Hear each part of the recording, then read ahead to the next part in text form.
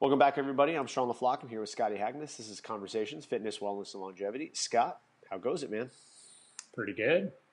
You see that I'm looking darker than usual with I, this new I angle was, in the yeah, the office. new Yeah. angle, and then you got like a little blank slate back there. What's going to be going up behind you? I think that's where the glass board, I have a big heavy pane of Ah, glass that's kind of like a whiteboard, but you can see the background through it because it's kind of opaque. It's pretty cool. I like it, but the thing is super heavy, and I lost the brackets in the process of moving. So might be a week or two before I can discover them in this 6,000 square feet of construction zone right now.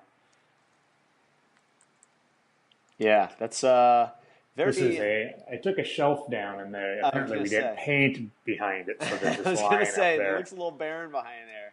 Yeah, I got to find, we have a lot of leftover paint. I'm hoping we have some of this little light baby blue color I can put up there. Yep. Um, so we finished a little bit of the just talk of the games and the setup and all that kind of stuff. And you really didn't get into the workouts or too much about the performances of athletes in particular. But I figured we'll go like part two here today of this Hmm. game's breakdown. Even though a little bit of the buzz is kind of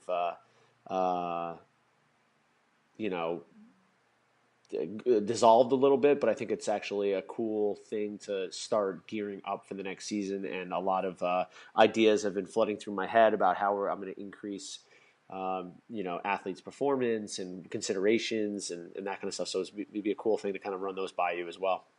Yeah. All right. So the games themselves.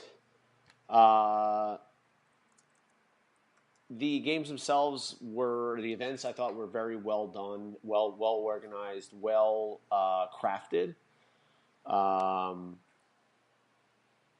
very balanced. I thought that everything was kind of tested in some kind of way. They didn't necessarily,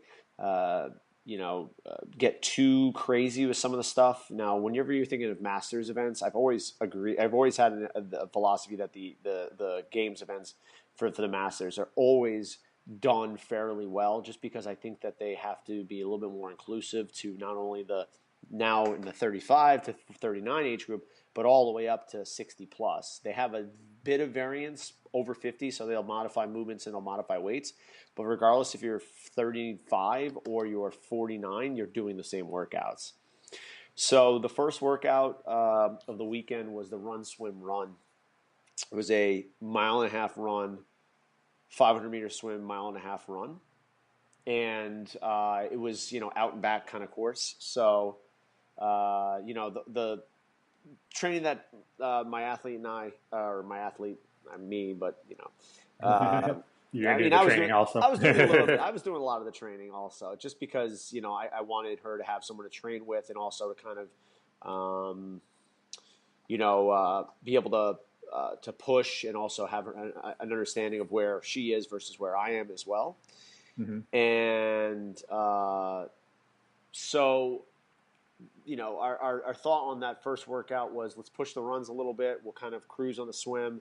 And then on that second run, we'll really go after it. The thing was, they started all 120 athletes together from the age 35 all the way up to 49. So men and women. So that's 120 athletes who are just basically just running out of the corral and just going.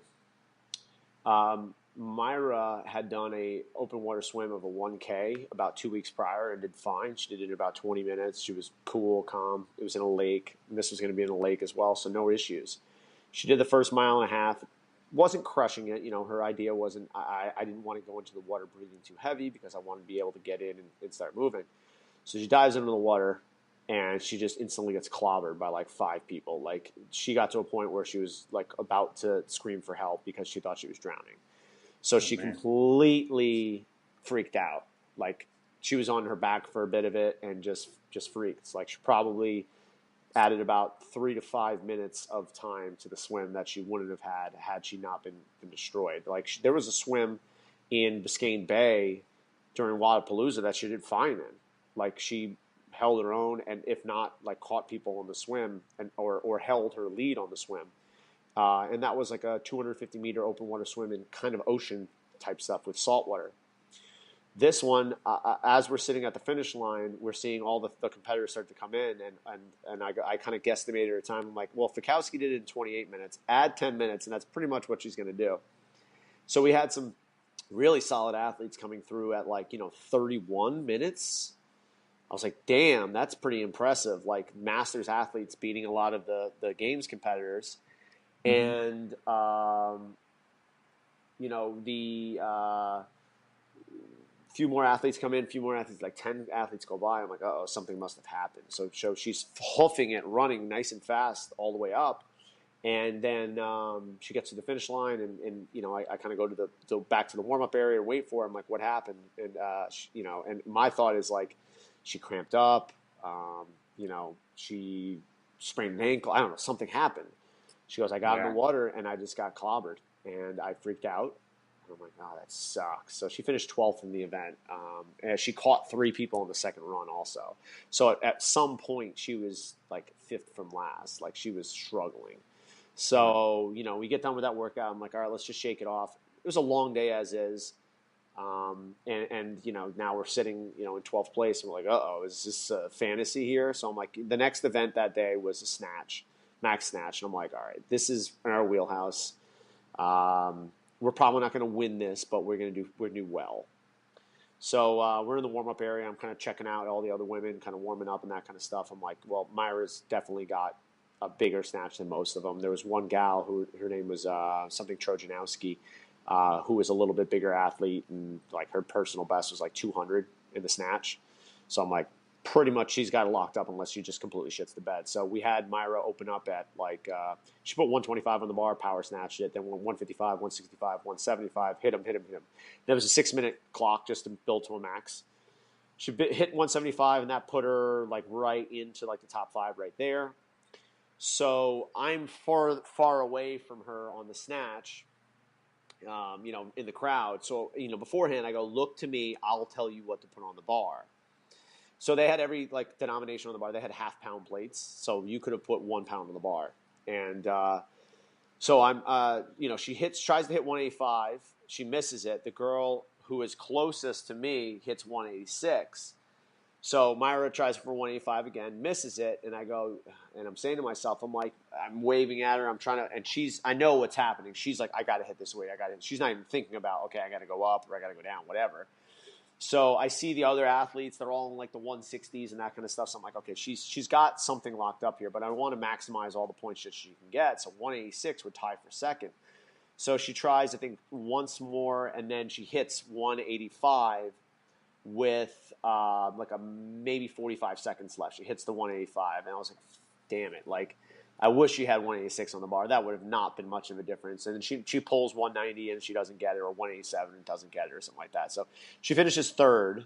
First was actually 202 and a half, or 202. Yeah, over 2, yeah. That was the only event, one of the few events I saw was her snatch workout. Yeah, exactly. She was just exhausted after that workout. I could just tell even going in, she didn't have that pop of like really snapping it off. And I was like, oh boy, like I hope she's able to hit 185. But she hit 185. That's 97% of her max. She's hit 190 once in her life, and to do that first workout, get clobbered, and then come in and hit 185 on a big stage. We'll take it. And she missed it a few times, so there's nothing. There was no. She didn't have any right to think she was going to make it after missing it 3 times. Mm-hmm. So we get through with it, get done. In between the run, swim, run, and the snatch, I think we went back to the hotel just to kind of calm down. We got our gear and then came back. So we were able to get out of there a little bit and kind of like reassess and reset a little bit. So I think that was important, just to kind of get out of there and shake off that horrible experience in the morning. And we were able to kind of salvage something decent in the afternoon. So the first day was done with, and we're like, we have a 12th and we have a 3rd. So I believe we were in 8th place after the first day. And I'm like, you know what? That was our egg. We laid our egg. Done. Let's move on.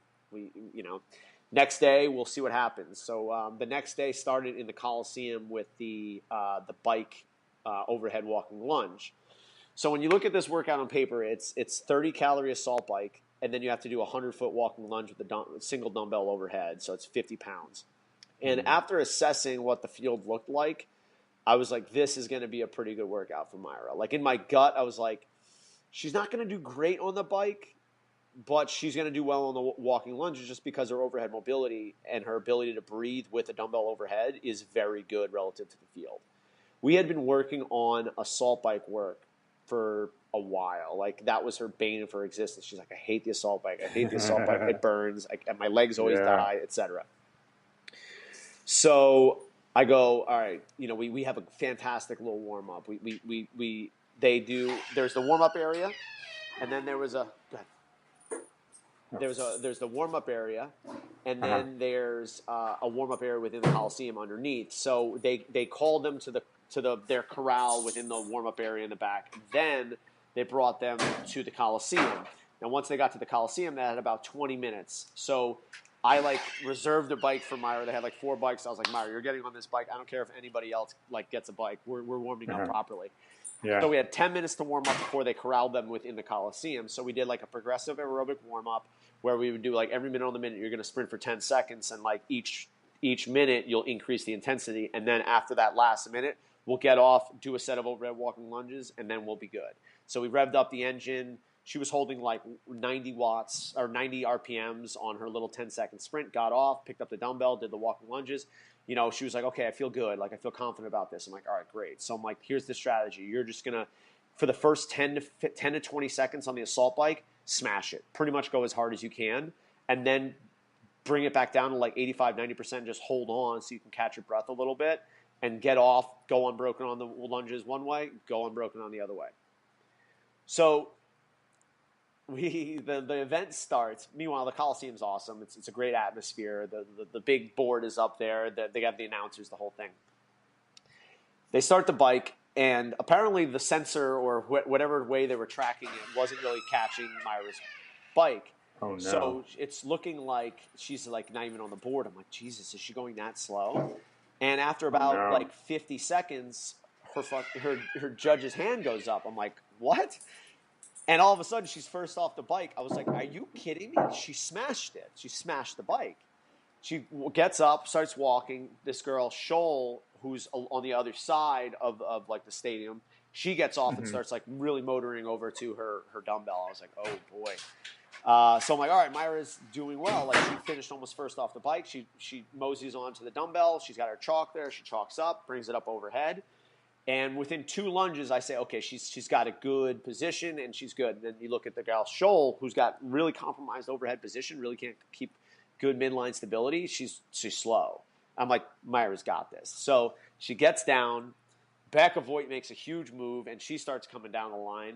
Myra gets a no rep on the last step, goes back, does the step over the line, brings the dumbbell up, jumps onto the podium.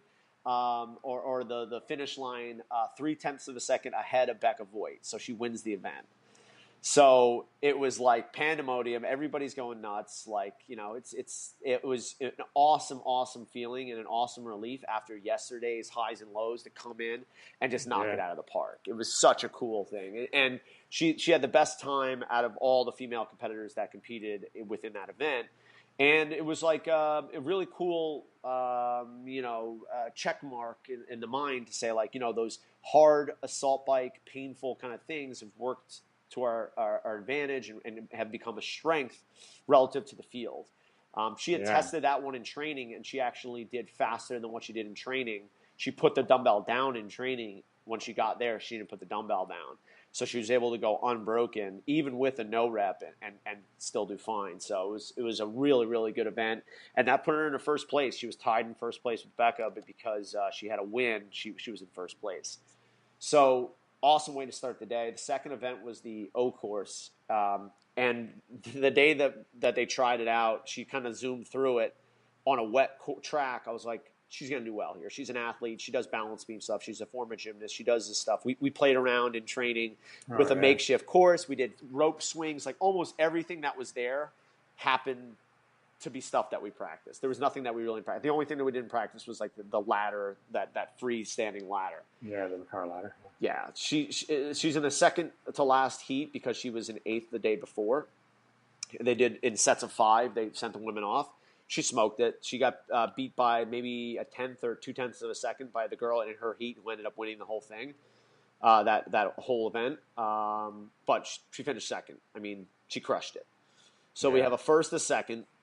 Last event of the day was chest to bar, 50 chest to bar, 40 toes to bar, and then 30 clean and jerks with 145 pounds. So we tried this one in training. I believe she finished in about 9 minutes without like big transitions, that kind of stuff. But, it's a third workout of the day. So a lot of those adrenaline kind of going, a lot of stress. We did the best we could to kind of minimize all that kind of thing. And in training, I think she did 25 unbroken, and then she did like 15 10 or something like that because it had to be 50, right? Yeah. So I think we did 25, 15, 10. So I was like, all right, that's pretty much what we're going to do for the chest to bar. Just do it in 3 sets. Toe to bar, break it up a little bit more. So I think I said like go 10, 10, 5, 5, 5, 5 for the 40. I was like, go a little bit like smaller sets just because you're not grunting through those last like 3 or 4 reps within the set of the toes to bar, which could be a tendency. You're in a good rhythm and all of a sudden you have to work a little harder and it just makes it harder for you to utilize oxygen in those positions. So I'm like, just break it a little bit more. Go sets of 5, do a couple sets of 10, and then go sets of 5. So, and then the 145, I'm like, just one at a time, just keep going. So there was only like 2 or 3 other girls who made a move on the chest to bar like she was able to do, and then toe to bar. The thing was she worked a little bit extra harder than she needed to on the toe to bar because the bars were more slippery than she was used to. So chalk really wasn't helping all that much, and she wears gymnastics grip, so that's just going to make it more slick. And she's a sweatier athlete, so it's just challenging for her to figure out like what to do. So she probably used a little extra grip and energy on the toe to bar than she wanted to. And then that last 30 clean and jerks was just just struggle, just figure out a way and just move the bar. She moves the bar with such fluidity and efficiency. But one of the things that I noticed, and I kind of made a note in the back of my head, and I followed up with this later on. I'm like, this was an aerobic power workout. It was CP capacity, but in the sense that it was very submaximal and you had to move under a massive amount of fatigue after 90 contractions of the upper body. So we both know that chest to bar pull-ups are a high power movement. And for a lot of people, especially if you're really struggling on the toe to bar, those become a high breathing movement as well. Mm-hmm. Those 30 clean and jerks, I mean, that's tough. That's a tough follow there. That's one of those weights where you're moving that bar and you're like, I can move this, but it is painful. Like I probably would say when she picked up that first bar, you've done Grace before, right? Oh, yeah. The last 10 reps of Grace? That's probably what the first rep felt like for her when she got on that bar. So I made a mental note of that. And looking on it now, and I kind of want to throw something off of you and see what your thoughts are. I'm like, so that was an aerobic power workout. As much as it was like a gymnastics skill / maybe CP capacity, she was using about 63% of her max clean and jerk on those 145-pound power cleans. Her limiter was the fact that she was not getting enough blood and oxygen into her muscles, which would I consider aerobic power and aerobic ability, right? Yeah. So, given the fact that, all right, so let's talk about strategy for a workout like that. How would you coach a workout? How would you coach an athlete through a workout like that to maximize their performance, where that they have some kind of gymnastics ability, but that 145-pound barbell is going to be the limiter most likely? Yeah, I think that probably a trade-off of it sounds like what you did, is you fraction the gymnastic movements a tad more, very quick fractions, but you try to keep those localized fatigue as low as possible and aerobic as possible without starting to train too deep, in these sort of anaerobic metabolism, so that you're not right at that threshold once you reach the bar, and knowing that you can make up for the fact you took a tad longer through the gymnastic stuff, so hopefully be able to cycle through the bar quicker. But as far as, a training method, then of course, what is the limiter? Is it, that's enough of a load that the breathing muscles come into that double whammy of postural stability and inspiration. Yep. So some things that I'm exploring now are some of the maximal expansive breathing concepts to try to develop in-range strength in the diaphragm. So not like we would do with muscles, but then from just a training and practice perspective, you've kind of got to get to that place and work on breathing efficiency with the movements. What do you say was 60% of her max? Yeah. So she probably wouldn't have to fully brace under that and could keep breathing through those reps. If not, then that would be something to work on, practicing that. And of course, high fatigue, and where maybe normally she can do it that way. Yeah. Under high fatigue, maybe you do have to go to some of those lockdown methods where you're going to go toward a more hypoxic state. Yeah. So actually, just thinking about what you were saying in terms of like diaphragmatic work, is that even the purpose of a warm up, even though you're warming up your body and you're getting your muscles and your heart rate up and that kind of stuff, I never even thought about the fact that you're warming up your diaphragm too. Mm-hmm. That.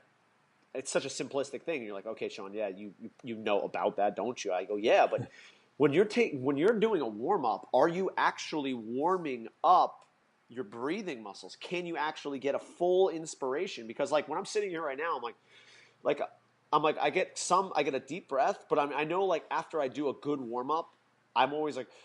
And I get that little extra deep breath, kind of getting that bottom of your lungs filled up with air. So it's if you're completely, ice cold and you're trying to take deep breaths and you're not able to do that, you're basically unable. It's like taking your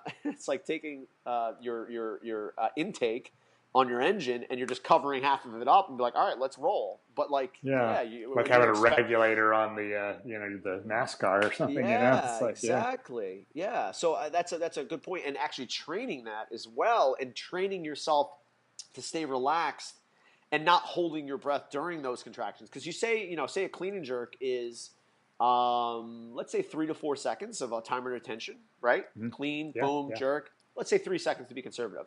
Imagine you're rowing 1,000 meters, and every 3 strokes, you've got to hold your breath for 3 seconds. Yeah, that's going to go south really quickly, right? Yeah. But that's essentially what we were doing, if we're trying to barbell cycle. Yeah. And we don't have the efficiency of breathing that we need, especially when it's at those loads they're sort of heavy, but, not really. Yeah, it ain't a 65-pound thruster. It's, you have to be able to brace you have to have some kind of bracing, but that bracing has to become aerobic as well. Exactly. Yeah. And, I haven't employed this exact strategy, but if I had that same situation, it might be something where periodically in training, not real frequently, because I think it'd be pretty stressful on the athlete, but you would get to that place and then you would find whatever load could be done under high fatigue, but still using a breathing strategy that didn't require bracing. Yep. And then just like anything else, the next session you come back with a little bit heavier weight. Yep. Yep. And so very specific, very kind of razor focus on a certain quality. Yep. I think. And then of course you'd have the issue of maybe several different lifts. Obviously, it's not just a clean and jerk. We want to be able to. Yeah, it would definitely be position specific in terms of the move, or in terms of the breathing pattern. Now, that would obviously be something that you would want to do more toward the later stages, toward 6 weeks out type stuff, competition, right? You could do that, but it could be some not early off season work certainly, because you probably want to deload from going quite to that place. But you definitely want to get some practice in it, because it's a skill. Yep. And as we know how once you go to that deep dark place in a workout, how the brain tends to shut off and only go to the most repeated pattern. So if you want to have access to it without having to consciously think about it, are in cases where your coaches can't be there, you have to remind you constantly, then you got to practice it a lot. Yeah, the thing that I always kind of default to when I think about those types of things, because obviously you have to train those things, right? But I don't want to beat down the athlete too far out from competition. But it's a skill that you have to practice. Yeah. So, Well, go ahead. yeah, I was saying, so you could definitely practice in a less stressful manner where Yep.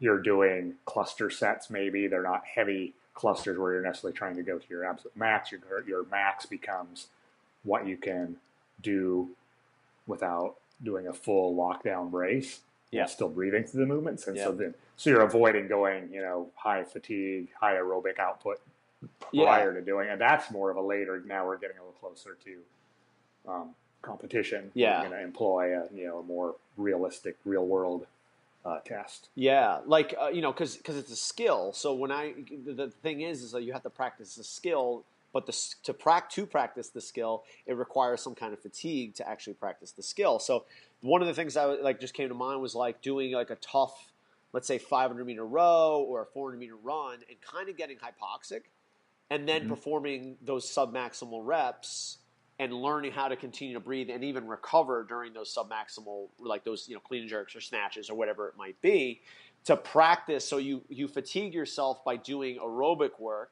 that could be cyclical, but it gets you to the place in terms of your heart rate, and then you go ahead and practice those CNS movements rather than saying, okay, we're just going to do 30 clean and jerks. You're going to do a 400-meter run and then 5 clean and jerks, and you'll do repeats like that to practice the skill. Does that make sense? Mm-hmm. Yeah, totally. Yeah, and that way, yeah, and we definitely don't have to do 100 gymnastic contractions to lead off. It can be shorter and higher output kind of things to get to create a similar effect. Certainly. Yeah, I would say that the way I guess there's a lot of converging ideas that are starting to come up. If you look at all the OPT stuff that he's putting up now, and a lot of his coaches, and Mike Lee, and some of the other remote coaches, and then even the stuff they're doing at Training Think Tank, I think everybody's kind of converging on some ideas about how to train muscular endurance, and through the moxi testing and through a lot of observational work. It seems less and less of the fact that there's not as much localized inability to do the work. It's more of the fact that we're unable to produce the power or produce the fuel from the heart and lungs to get to those areas. So like there's enough capillary density, there's enough mitochondrial density within, let's say, the quads for you to keep going. But all of a sudden your quads start to burn. And you're like, what's going on? Am I just producing too much lactate? Well, the question becomes, why are you producing lactate in your legs when you're supposed to be doing an aerobic effort? So when we do this moxi testing, we say, okay, it's not your mitochondrial and capillary density. It's the fact that your heart and lungs aren't able to get that fuel to your legs. Mm-hmm. Now, obviously, because there's a lot of pooling of blood within that area, your blood pressure raises locally, right? But if you have a strong enough heart and cardiac output, you should be able to continue to push blood through the area and obviously be able to replenish fuel and create an aerobic environment and sustainability. Now, like that would take out the idea of like doing localized like blood flow restriction stuff, I think, for sustainability and aerobic performance. I don't think that's the best kind of thing to do. I think it's more upstream. It's like we already kind of hit on. Cardiac output, actual being able to breathe within the positions that are required. So if you are very good at rowing and you have no problem burning out there, but as soon as you start to run and your positional breathing changes, you've got to address that. So the actual positional breathing, and then learning how to create an aerobic environment through inspiration and correct control of your heart rate so that you can teeter on, fueling the body and not spilling over, and kind of knowing who you are, so to speak. Yeah. Does that make sense? Totally. Yeah, I know. A few years back when I did moxi testing on myself, I know that my breathing, inspiration in particular, was very poor and was not allowing, not getting rid of enough carbon dioxide to allow the oxygen to get left at the site where it's going to be used, at the site of the muscle. So it was a problem of So there's lots of factors that go in there, and it was, something you would not have ever really thought about before until, we start to see some of this stuff with technology and some new thinking around really some of that more central stuff is really what's going just on. You saying that also kind of made a connection in my brain as well, is that a lot of the time when we're doing our training, we're in such a more of a parasympathetic state, and it's not as likely when you're doing training that you kind of like just bonk out in 2 minutes. You're like, yeah, I'm doing this training session. Yet if you had a tester to do, or you're in a competition and all of a sudden your adrenaline's on and you're in a sympathetic state, it's much more likely that you're going to go ahead and spill over too soon, because in that sympathetic state, the way I think about it is you'll have an inability to expire in those first 2 minutes. So you're like, uh-oh, like I literally haven't gotten rid of any of this CO2 yet. How am I supposed to actually have a sustainable effort? Yeah. So, one more step. When I used to do wrestling, they have this thing that you do. It's a protocol to get yourself ready for a match. And we would consider it a second wind protocol. So basically what we would do is, you have a good aerobic warm-up. And this is before I knew anything. I just got this from, we did Iowa-style wrestling. And this is what they would do at the University of Iowa University for their wrestling. They would do a good aerobic warm-up, but then they would do an all-out effort 2 minutes before the match, to the point where you were really almost doubled over. I would do squat jumps to the point where my heart rate was really high up. And then I would take some breaths, and then all of a sudden, my heart rate would come back down. And then I got into the match, and I was able to go right into a sustainable pace. Because it's I got my second win, but it's almost like you get the adrenaline dump, your sympathetic nervous system goes, and then all of a sudden you're kind of, and now you're able to breathe. The unfortunate part about a wrestling match is if you don't do that prior to the match, and you do it in your first round, now you can't stop. Now you're stuck on the mat. Same thing in a workout. If you don't get that kind of heart rate up and then bring it back down prior to the start of the workout, you're going to use that first 2 minutes as your warm-up. And then all of a sudden you're like, uh-oh, I have to hold this pace now. But you haven't breathed out in 2 minutes. So it's like, uh-oh, now you're going to have to figure this out on the fly. Yeah.